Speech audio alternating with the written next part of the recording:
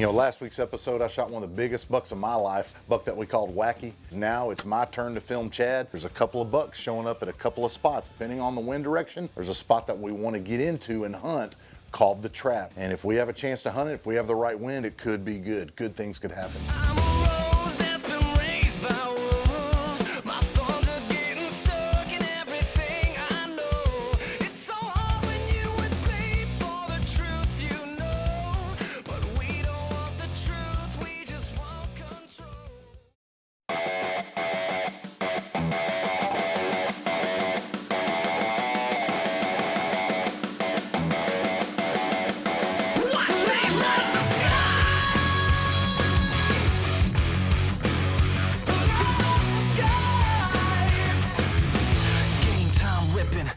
Condition, lights out, stomping all competition. My utmost to his highest, it gets no flyer. We set the mainframe on fire. Cold red for the lead from the pedal. I push to the metal, the dust never settles. F5 level, kick up the bass and the treble. Cause faith, that's a rebel. I can show you the devil. I blaze a trail like the rays from tail light sound, shaking the ground like earthquakes and hail might. Someday I'll die, but not tonight. Excuse me while I light up the sky.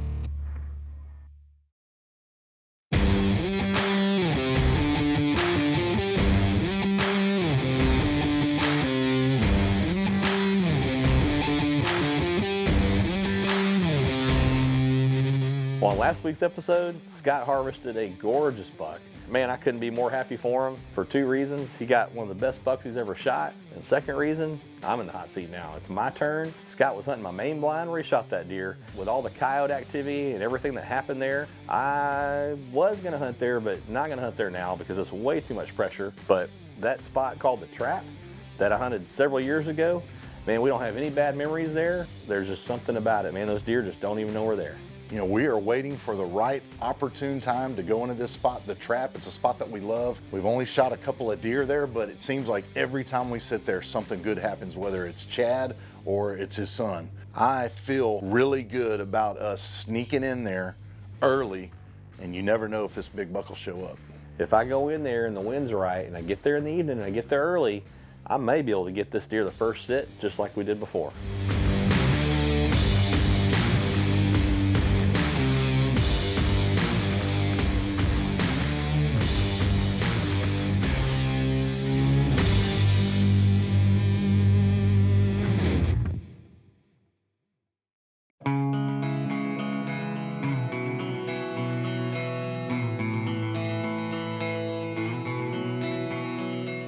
Well, of all the setups on the ranch, this one in particular, there's not near as many deer, and I really don't know why. All I know is it's tight cover. It's got cattle panel in place of where there usually be barbed wire. I think that's why the landowners refer to it as the Trap. So they have to jump over to get in there. I think that's one reason the deer numbers are lower. Also, these mature deer, they don't like a lot of deer around. They don't want competition. They want to get away from all the other bucks. So I think that's why the setup works so good for me. On season 1, I shot a beautiful typical 14 pointer, and this is the setup that I hunted him in.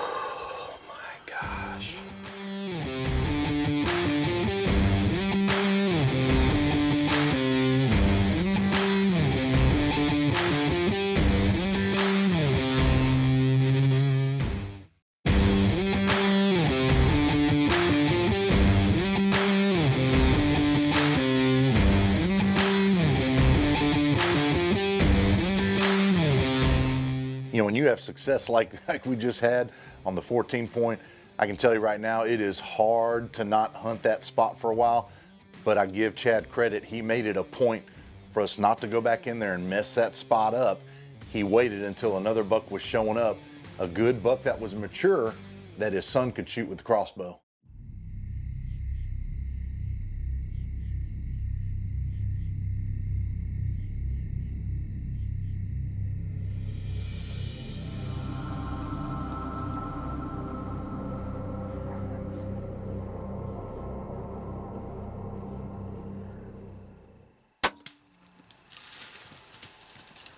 Smoked him. I got him so bad, baby. Nice. I got him. I got him. Yeah. Smoke City. You know, it's so exciting hunting with your kids, but man, my kid, golly, I think he's got buck fever like Dad. He gets excited. He hammered that deer.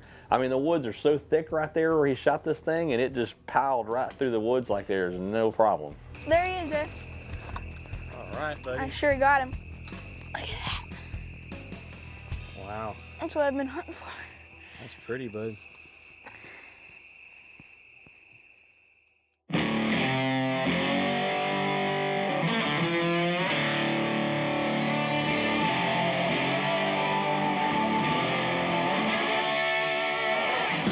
Well, I've been waiting several years since I shot my 14 point and since Braden shot his deer, and we haven't been back in there. We actually haven't had a good deer showing back up there. So we've kind of let it lay low. It's kind of been like a sanctuary. But this year, I've got a beautiful buck that I named Curly. He's going to the trap. If he stays there, I have a pretty good feeling I may have success the first time I go there, and the third time will be a charm. It is hot out here today. I'm telling you, man, this Texas weather for bow hunting is brutal, but big dividends. It pays off, that's for sure. I wouldn't miss out on early season. Here's tell you that all the time, but hopefully we can prove that to you again tonight. I got these little bath mats from Walmart. They're cheap. Got the rubber bottom, they dry out quick. They work good just to keep a little bit of noise down when we move our feet and stuff. Sometimes these deer are so close, they're almost under the stand, so don't want to spook them. Anything you can do to give you an advantage.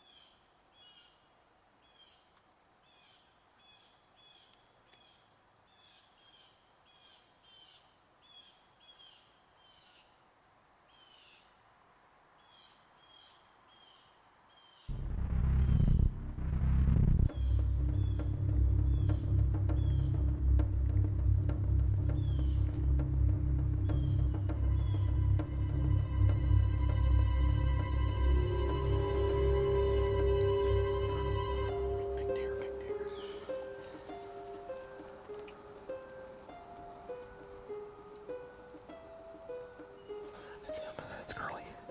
It's Curly. 60 yards out, he's coming around this tree. You ready?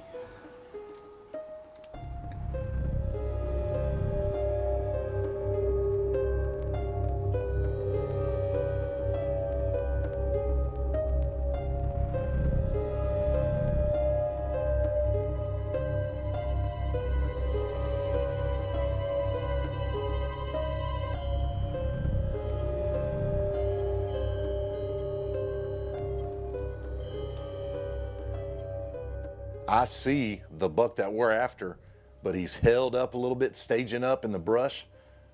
But he starts sticking his nose out there. He smells the buck oil. Here he comes.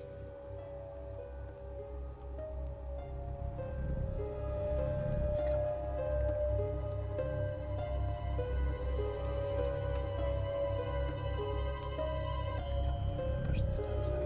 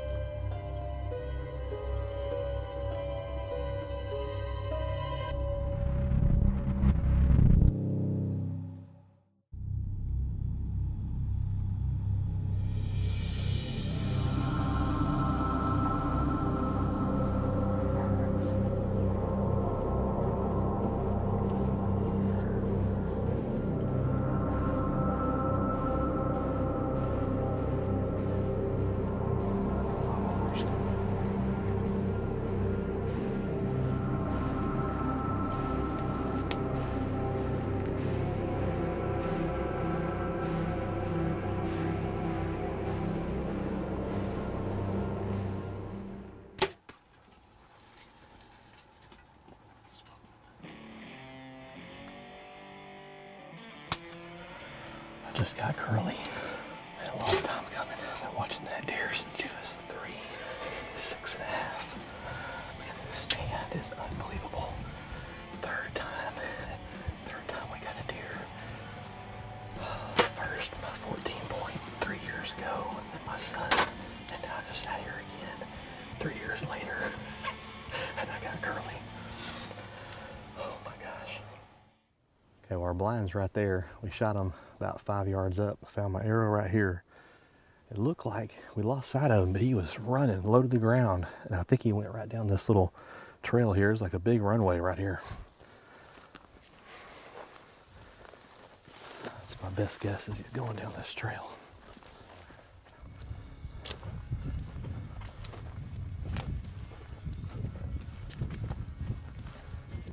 Hey, there he is right there. Told you, man. That's what, about 50 yards. Oh man. Oh man, look at that rack. Dark chocolate. Oh man. Exactly what I thought. Oh my gosh, that's a pretty good sized body deer for Texas Hill Country. Look at that. He was always an 8 point when he was younger. Then he was a 9, and he's never been a 10, you know, mainframe. But then this year, I guess at 6 and a half, he turned into a mainframe 10 point. Man, he's pretty. Look at that. That's why we call him curly. So his beams curl all the way in like that. That's such a pretty deer. Oh man, we got a lot of work to do now.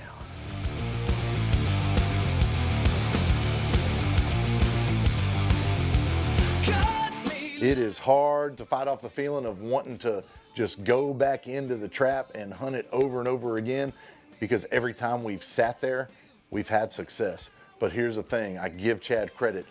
You know, he was adamant that we don't go in there again unless conditions are just right. Look, it worked for him on the 14 point, worked for Braden with his crossbow on a great buck, and it worked for Chad on another mature buck that we call Curly, man.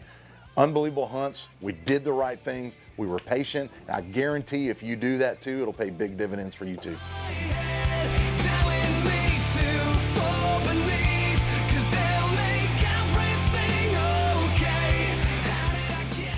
You know, I've been bow hunting for 30 years, and I've been very blessed. I'm fortunate to hunt some good property and to take some really big bucks. But about 12 years ago, I was hunting in Indiana on one of our leases, and I missed the biggest buck of my entire life. Probably the only booner that I've ever had within 30 yards, and missed him. And I'll tell you something, the pain of that moment lingers with me to this day. I remember everything about it like it was yesterday. And if you've ever had it happen to you, you know the disappointment that sets in. You know how long it takes to get over something like that. And sometimes you never really get over it. But you know, it's one thing in hunting when you miss the buck of a lifetime, something you've worked for, something you've strived for, something you put so much work into. That's one thing. But what about life? What happens when all of those things that we've dreamed for and all of those things that we've hoped for and that we've looked for and wished would happen and worked to happen doesn't happen? It's so disappointing, and life can be so draining and so dark. What do we do in those moments? Well, let me give you a scripture that I love very much. The Bible says in the book of Matthew, Jesus made a statement to a group of people that he knew were discouraged and downtrodden and hopeless. And he said this, he said, "Come unto me, all of you that labor and are overburdened, and I will give you rest." In another place, he said, "My grace is sufficient for all of your needs." In other words, any area of your life that's deficient or disappointed, Jesus said, look, I've got something for you. I want to help you. I want to give you peace, and I want to give you hope, and I want to give you joy. And if you're going through a season right now in your life that the disappointment is just so heavy that it's lingering with you, I want to encourage you. Just turn to God. Turn to Jesus. Give him another chance in your life.